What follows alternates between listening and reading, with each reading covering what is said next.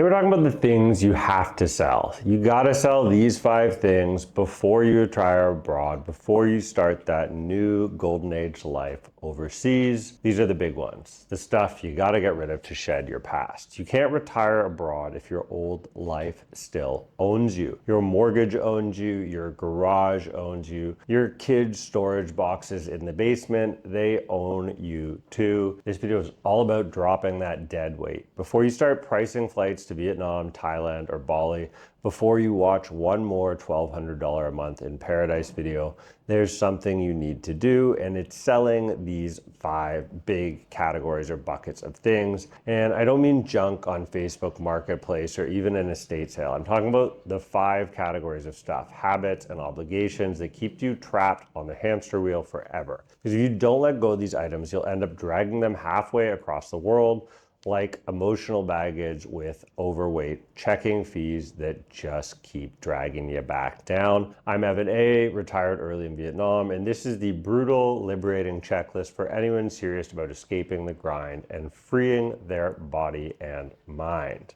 Okay, first up, sell your house or at least your attachment to it. For most people, the house is the holy cow, the holy grail. You've worked 30 years for it, you mowed the lawn, you refinanced twice. It is your castle, your kingdom. It is your biggest attachment. But if you're serious about retiring abroad and overseas, that castle might as well be a moat trapping you inside. Every roof leak, every property tax, every new water heater, every maybe I'll Airbnb it idea, it all keeps you tethered to a place you're ultimately trying to leave. And the truth is, most retirees don't realize just how much equity they're sitting on, how much stress it creates when you try and manage it from halfway around the world. Let's put this in perspective, okay? The average American home in 2025 is worth roughly $420,000 US dollars. Most older owners have maybe $150,000 or so left on their mortgage. That's about $270,000 all told in equity.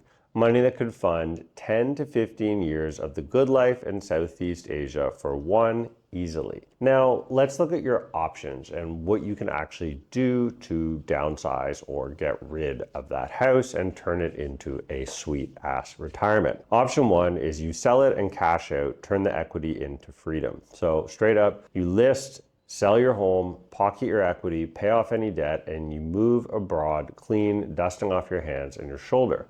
That one move could wipe your slate and fund a soft retirement way sooner than most of you think. Let's say you sell for $420,000, you pay down that mortgage of $150K, and then you walk away clean with $270,000 in liquidity cash. You put $200K into low risk ETFs or conservative income portfolio earning around 5% annually. That's $10,000 a year in passive income. Just an example, not financial advice. Add in your Social Security or CPP, say another $2,000 a month in this scenario, and now you're living abroad on $3,000 a month. Easily enough for a very comfortable lifestyle in Vietnam or Thailand. Option 2, you rent it out. Let it pay for your new life abroad. This one's for the sort of cautious crowd. You know, you're not ready to sell yet. You're not whole hog. You like holding on to past relationships and over preparing, giving yourself exit plans and backup plans and plan Bs. So you rent the house, you cover expenses, and then you use the rental income to fund your life overseas. Easy, simple. I know a bunch of guys who do this here. Option 3, downsize to a cheap condo you can lock and leave and just forget about when the snow hits. Let's say you want a home base. Fair, plenty of people do. You can sell your big house, downsize, buy a much smaller house or a condo outright in cash, and keep it as your North American foothold. Are you gonna pay taxes, deal with stuff? Yes. But maybe you sell that $420K home and you buy a smaller condo for like $200, $220, somewhere in that range. That gives you $200K in leftover capital, a paid off crash pad, and the mental comfort of having somewhere to go home to, somewhere to go back to. A lot of people like this. This is a great snowbird style life. It's a good middle ground if that's who your personality is. You can rent it seasonally when you're gone or find someone to house sit for you. Even $1,000 a month covers condo fees and taxes, or just keep it empty for 6 months a year if you don't care. The key here is simplicity. Number 2, sell your car and the lifestyle that comes with it. Cars are freedom until you realize that they're the most expensive monthly addiction that you have in your old North American lifestyle. The car companies have sold us a dream that mobility equates with independence, and it's just not true. What they didn't say is that every mile comes with a payment plan, with a debt, with a cost. Because the true cost of owning a car isn't just the sticker price when you drive it off the lot. It's death by 1,000 invoices and depreciation. Loan, insurance, gas, registration, maintenance, parking, tolls, tires, oil changes, windshield wipers, the occasional fender bender, not to mention all that time gone commuting. And then the ultimate insult, of course, is depreciation. Your car quietly loses the value the second you drive it off the lot, like an expensive secret you don't want to know. When you retire abroad, you don't need any of this. There's no $1,000 a month payment sitting in your driveway collecting bird shit and dust. You can just grab, taxi, walk, or scooter your way through a new life in the tropics for pennies on the dollar of the cost to commute back home. So let's look at the actual numbers. The average American spends between $800 and $1,200 per month to own and operate their vehicle. And that includes roughly $450 a month car payment on a loan or lease, another $150 a month on insurance, $150 on gas, $100 on maintenance and registration, $50 on parking, tolls, and other miscellaneous costs. What happens when you add it up all together? That's about $10,000 to $14,000 per year just to drive yourself in circles or head back and forth to work. Now, let's pretend relocate you here to Vietnam. A 10-minute grab ride across Da Nang costs about $1.50, give or take, maybe $1.30. Taxi to the airport, just at the city's edge, is $6. A truly realistic monthly budget for transportation, including taxis, grabs, and scooter gas, is about $60 to $100 tops. That means you're saving roughly $10,000 per year by not owning a car and retiring abroad sooner. And that's not an exaggeration, that's just the simple math. Your entire annual rent for a modern apartment in Saigon or Bangkok can come out of the cost of commuting back home. You can literally trade your car for a year of rent, healthcare, massages, and, ice cold coconuts on the beach. Cars make us feel safe, they make us feel capable, but they also keep us tied to the very systems that we're trying to escape back home, whether it's traffic, fuel prices, insurance companies, and ultimately debt. In Southeast Asia, freedom doesn't come with a steering wheel, it comes with you being able to buy back your time. You wake up, walk outside, hop on the back of a motorbike taxi for $1, and you're done. That's it. No more costs, no more thinking, no more parking lots, no more snow tires, no smog checks. You'll start to realize how much mental space the car used to occupy and how peaceful it feels when the only thing you have to refill is your cup of coffee or your ice cold water. The bottom line, selling your car isn't just about saving money, it's about deleting one of the most expensive habits of Western life and actually making the change to a new life overseas. It's like canceling the ultimate subscription to your anxiety, sedentary lifestyle, and wastefulness. And if you're worried about missing it, here's the funny part. You just won't. You're probably gonna end up feeling better, walking, biking, being outdoors. And after your first month abroad, you'll forget what it feels like to sit in traffic, cranking the radio dial, or listening to the 6th podcast in a row. Freedom doesn't roar, it hums quietly in the back of a Grab, windows down, on the way to the beach or the airport to your next destination. Number 3, this is a weird one, but it's a big one. Sell everything seasonal and stop living in pack rat storage mode for the rest of your life. This is where it gets real. It's where you absolutely have to commit. If it plugs in, needs fuel, or can kill you, sell it, man. All kinds of big ones here, from snow blowers to lawn mowers to golf carts to jet skis to this is the stuff that seriously crowds up your garage. All the power tools. You don't need to do any more home renos if you're selling your house. Barbecue shrines that could feed a small army that you can only use 2 months a year in the nice weather. These are all relics of suburban religion of maintenance. The idea that you have to keep doing seasonal chores just to prove that you're alive or to count those hours on Sundays before you're allowed to crack a cold one. But let's be honest, you're not coming back for winter. That's the point. You're not doing fall cleanup. You're not raking leaves. You're not putting salt on the ice. You're not paying to store kayaks you're never going to paddle again, or reassembling a barbecue that's older than your kids. Sell them now while they're still worth something and you can actually get a little bit of value back.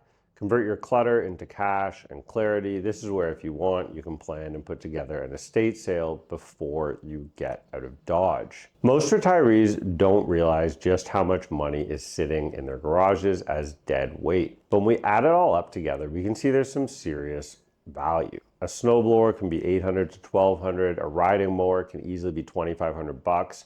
Power tools and ladders can get into the thousands. Kayaks, canoes, boats, easily another $1,000. Jet ski or a motorboat up to $10K. Camping gear, tents, grills, bicycles, literally another $5 to $10 grand. You could easily be sitting on $10 to $20K worth of seasonal equipment that's just collecting dust in your garage.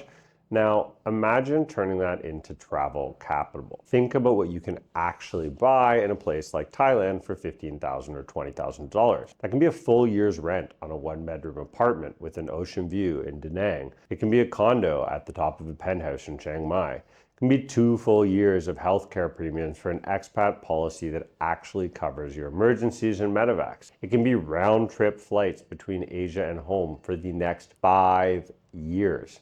These are all real numbers, right? Like, think about it. Every snowblower in your garage is one more month of freedom you're throwing away. Not to mention, I bet a whole bunch of you have a second vehicle in your garage. Sell that one too. Storage units are the final trap. Don't even think about it. I was literally talking to a member audience person today, and she talked about her storage unit. Why? People pay to store the junk they are already emotionally divorced from. If it's in storage, you've already forgotten about it. The average 10 by 10 storage unit in the US costs $150 to $200 a month. That's just for the space. Keep it for 3 years just in case, and you've literally spent $7,000 holding onto stuff you're never gonna touch again. Time to let it go, folks. I'm not a minimalist. I just don't want extra crap. That's 100 nights in a luxury hotel in Malaysia or Thailand, wasted on a storage space. That's half a year of living expenses gone to keep a box of ski boots and old gas grill company. Storage units are modern purgatory. I literally remember the other day, I have a hockey bag of stuff in a friend's garage.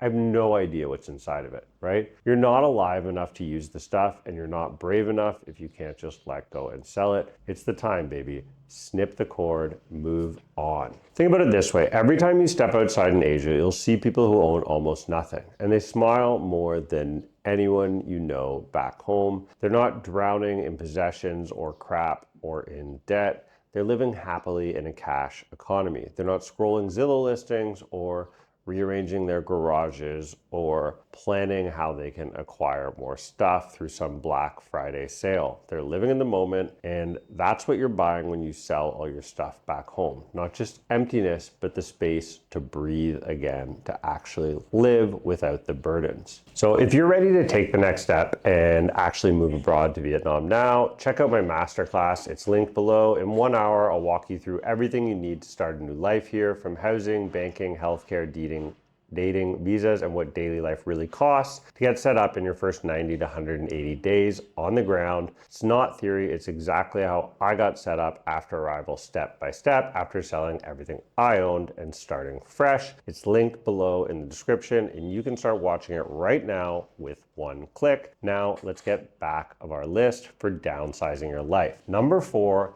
sell or cancel what you don't need: insurance, investments, and work assets. These are some of the big ones that we don't always think about. This is where people start to get really nervous and fidgety. I can't cancel my life insurance. Yes, you can. Maybe not, maybe so. But if your kids are grown, your mortgage is gone, and you've sold the house, who exactly are you protecting at this point, right? Life insurance made sense when you had dependents, when you had debts, when you had a desk job. Are you still married? Maybe you're not. If those things are gone, you might be paying monthly premiums for nothing, for a shadow, for an empty closet, right? A $300 premium is $3,600 a year. That's 3 months of living expenses in Vietnam. 2 months of living expenses and somewhere a bit more expensive like Koh Samui. In other words, you could literally be paying for anxiety instead of adventure. You could be paying for a future that belongs to someone else. So call your provider, run the numbers, make sure you actually still need it if you're going to hang on to it. Maybe convert it to something smaller like a term policy.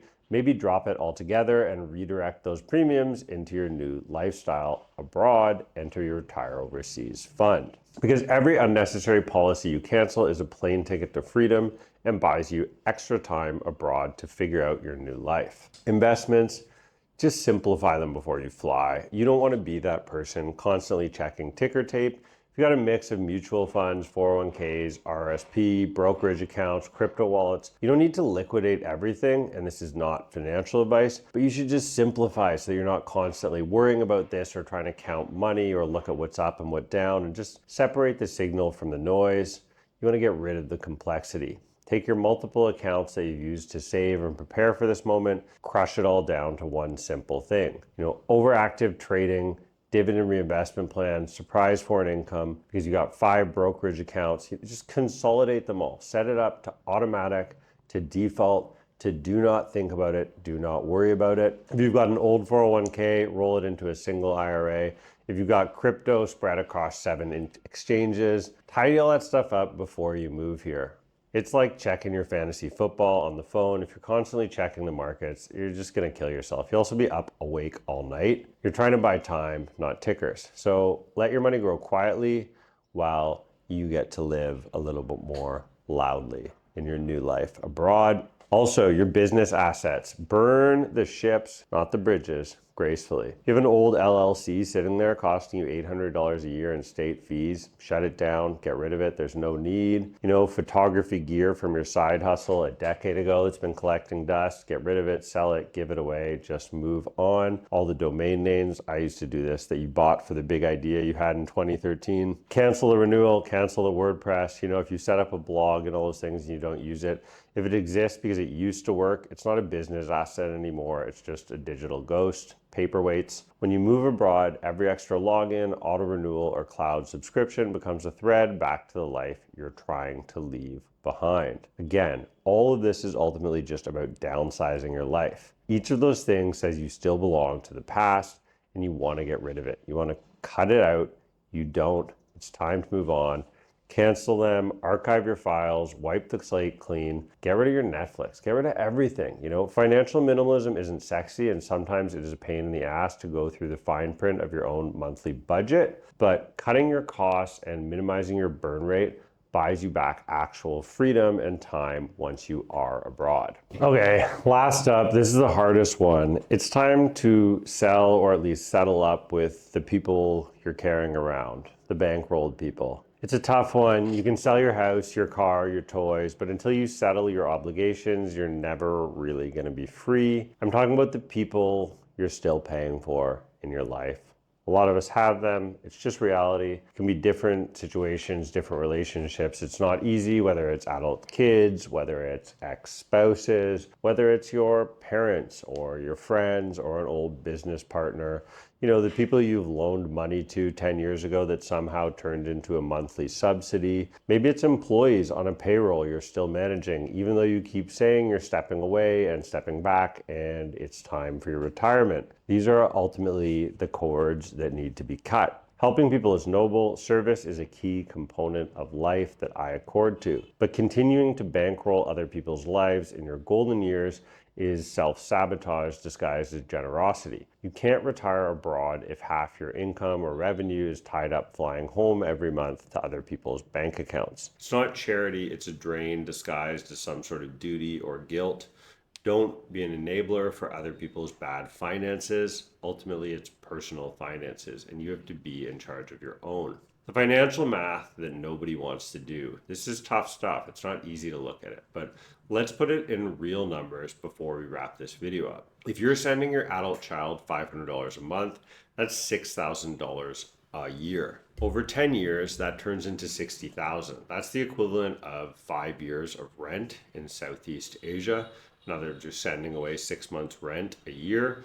If you're still paying half of an ex's mortgage or a parent's assisted living bill or topping up someone's credit card every few months, you're working for them and not for yourself. And that's not really retirement. That's remote financial servitude or debt of some sort. And it's the number one reason I see people move abroad and then crawl back 6 months later, whether they're broke or just exhausted or emotionally drained. These relationships can be a real drawback. And if a new life abroad isn't for you or you're not ready to commit, that's fine. I'm not judging. I'm just letting you know how to give yourself the best shot at success in a new life abroad. And of course, I'm not talking about ditching children here. I'm talking about other adults. Do you have financial commitments to other adults? I'm not saying cut them off. I'm saying close the account, wrap it up. Any of these things you leave as open ends, loose ends behind you will come back. There's a difference between abandonment and closure. You don't have to vanish. You don't have to disappear. Don't do any of that stuff. That's not what I'm saying. You just have to stop being someone else's ATM if it's not an appropriate financial setup. Here's how I would suggest doing it with actual integrity. One-time payments or a property down payment. So you give them a set amount, enough to show love, but it's finite and then it's done.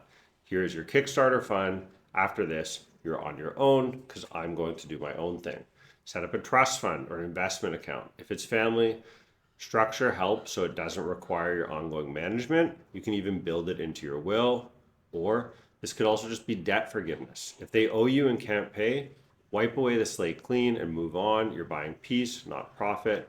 Make sure you're explicit so that once the debt is zero, the financial obligation and ties end. Have a shared conversation. Sit down and explain that your new phase of life is about freedom, not dependence. You earned it and you're moving on to greener pastures, quite literally in the tropics. Trust me, this isn't an easy option. It's not a fun end to the list. It's just a real, true thing that you're gonna have to deal with, man. I know a guy here in Da Nang. He's quite a bit older. He's almost 70 years old. He sold his business back home. He moved to Vietnam. And in his first year here, he was basically having financial struggles, even though he was successful or had worked all his life. Well, why? Because he was still sending his money backwards. He was paying his ex's mortgage payment, his daughter's student loans, and sending cash payments back home to his kid who kept having emergencies or needing bailouts. He basically retired into a new form of indebtedness, like a remote financial servitude. It took him almost a year to realize that he basically swapped paying his own debts and he wasn't working for a company anymore. He was literally working to assuage his own guilt and pay for his family's expenses. They were all mad that he'd left, and so he was sending them back money. Eventually, he stopped sending the money, started living again. But this stuff isn't easy. These are real hard choices. He told me he thought his family had needed the money, but it turned out they were really just taking advantage of it and not bothering to grow up because he was continuing to pay for them to all live like dependent children. You can do the same thing before you go. You can judge me. You can come at me in the comments. Everyone has their own different situation. Ultimately, I'm not telling you to burn your whole life down here. I'm telling you to sell the parts that don't serve you anymore. Freedom isn't about owning less. It's about needing less. When you land in Asia, you'll realize you don't miss these things. You don't miss your cars. You don't miss your debt. You don't miss your snowblower. You don't even miss your tools in your garage. You don't miss all this stuff you sold. I hear this again and again in the interviews I do with expats. What you might actually miss, maybe for the first few months, is your old rhythm, your old lifestyle, all the things you were habituated to. But then one morning, you're going to wake up to sunlight through the balcony curtains. You're going to grab a bowl of pho or a plate of mango sticky rice, and you're going to realize you didn't downgrade your life at all. You just opted out and you upgraded your peace of mind and your new stress-free self. You don't miss your stuff, you miss your time, the years you wasted keeping all that alive and holding on to the past. So don't spend your final chapter managing the inventory of a past life. It's time to move on. Thanks so much. I'm Evan A. Sell it all, commit, close it out, and move on to a new chapter. If you're curious about how I retired in Vietnam, you can check out this video here. Or if you're curious about some of the different places where you can live this lifestyle of early retirement and geo arbitrage, check out this list of 10 spots in Southeast Asia. Thanks so much. Take care.